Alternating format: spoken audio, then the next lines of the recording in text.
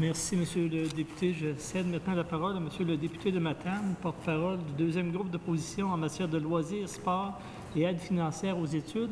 Monsieur le député, votre groupe parlementaire, vous disposez d'un temps de 13 minutes 38 secondes. Merci, Monsieur le Président. Il me fait plaisir aujourd'hui d'intervenir sur l'adoption des crédits 2008-2009 dans un contexte qu'on connaît, celui du budget qui est appuyé par l'opposition officielle et qui permettra à ce gouvernement de diriger le Québec pour une autre année supplémentaire, malgré tout ce qui a été dit jusqu'à maintenant quant à son bilan. Et vous me permettrez également, un peu à la manière du député de Mont-Royal qui reprenait les propos de la députée de Tachereau, de reprendre à mon tour les propos du député de Mont-Royal. Alors, je redis, le député de Mont-Royal nous indique que des citoyens de son entourage sont heureux d'une baisse d'impôts. Il nous indique également que dans son entourage, on n'est pas pour le resserrement des règles linguistiques. Je note ça.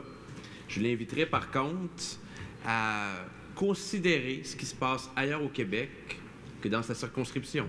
Sur ces deux enjeux-là, il nous apparaît essentiel de faire jouer une solidarité qui va s'appliquer à la fois sur la redistribution de la richesse, et je vous parle en connaissance de cause, je suis un des députés qui provient d'un des comtés les plus affligés par les aléas de l'économie, par les indicateurs de lutte à la pauvreté, et également en matière linguistique, cette solidarité-là qui souhaite faire du Québec un pays, idéalement dans notre cas, mais à tout le moins un État pour qui le français est la langue officielle et qui est respecté partout. Je sais que c'est le souhait probablement de l'ensemble des parlementaires que le français soit la langue officielle du Québec.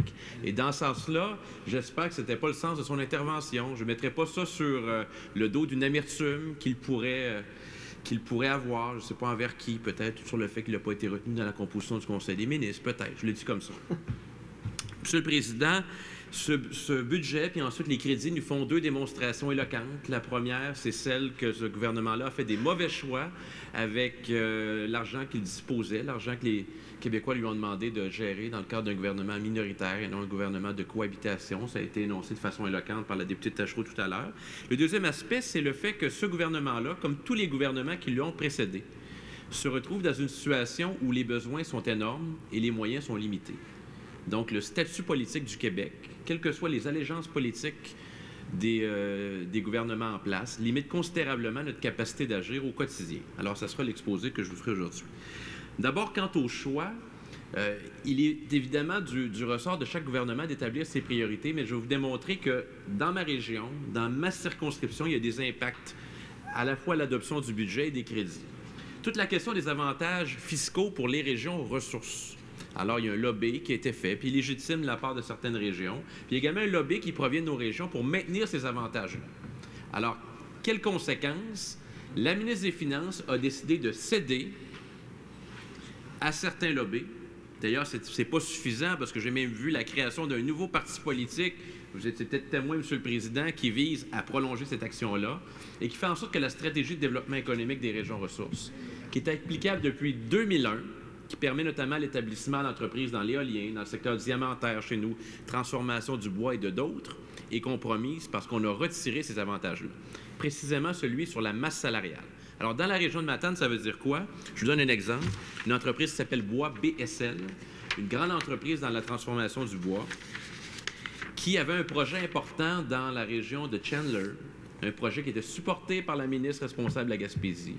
Alors, l'entrepreneur a décidé qu'il n'y allait plus, privant cette communauté-là d'un beau projet, privant la ministre également d'une belle annonce, parce qu'elle doit consolider ses usines de Léméchin et de Matane au Bas-Saint-Laurent. Alors, voilà un impact très concret qui vient priver des Gaspésiens d'un beau projet de transformation du bois qui faisait l'unanimité avec un excellent promoteur. C'est un impact concret, Monsieur le Président. Tout comme dans le domaine des nouvelles technologies, je pense aux productions Vic Pelletier qui font dans la cinématographie, une des rares entreprises à le faire à cette échelle-là, sur le plan régional. Ça fonctionne très, très bien. Ils font des reportages à TV5 partout dans le monde. Ils ont besoin, je vois que le député de La Fontaine connaît certaines de leurs œuvres, pas seulement les bandes dessinées. Et cette entreprise-là se voit privée d'un avantage qui lui permettait d'être compétitif, de ne pas avoir à déménager ses pénates dans la région de Montréal. Donc, deux impacts très, très concrets qui nous démontrent que ce budget-là a des désavantages. Il va faire payer les régions, puis pas seulement la mienne. Je pense à celle de mes collègues qui sont ici, du Saguenay-Lac-Saint-Jean.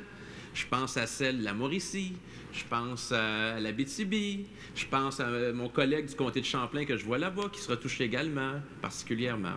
Alors, il y a des perdants là-dedans. Je ne sais pas si vous, dans votre comté, M. le Président, vous êtes gagnant, mais nous, on est perdants.